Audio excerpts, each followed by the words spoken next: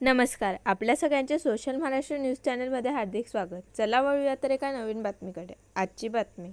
धुळे जिल्हाधिकारी कार्यालयाच्या आवारात धुळे तालुक्यातील गोताणे येथील शेतकरी रामेश्वर सुधाकर पाटील यांनी आपल्या जमिनीवरील अतिक्रमणाविरोधात धुळे जिल्हाधिकाऱ्यांसह संबंधित प्रशासनाकडून न्याय मिळत नसल्याने अंगावर ज्वलनशील पदार्थ ओतून आत्मदहनाचा प्रयत्न केल्याने प्रचंड खळबळ उडाली.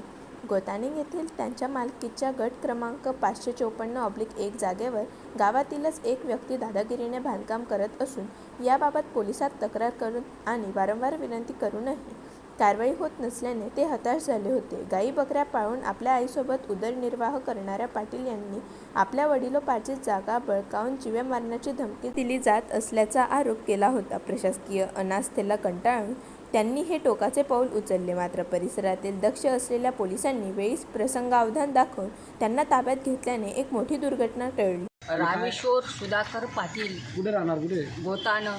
काय तुमची मागणी?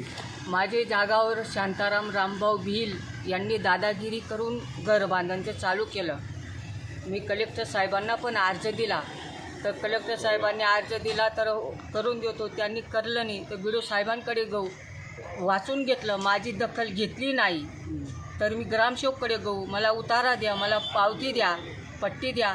त्यांनी मला ध्यान दिली, माझ्यावर अन्याय झाला तो पण तथाच लय जाय, मला काहीच सांगू नको असं सांग. मग आज काय नेमकं? तर मला न्याय पाहिजे. नाही न्याय भेटला तर मी आत्महत्या करून इथेच थांबू. जाऊ न्याय भेटच नाही तर इकडेच थांबू, जाणार नाही उठून. आज काय केलं तुम्ही? पेट्रोल टाकला. तर मला न्याय नाही भेटला तर मी पेट्रोल टाकला, आत्महत्या करणार. जाऊ न्याय भेटच नाही तो मी इथे जाणार नाही. मला न्याय पाहिजे.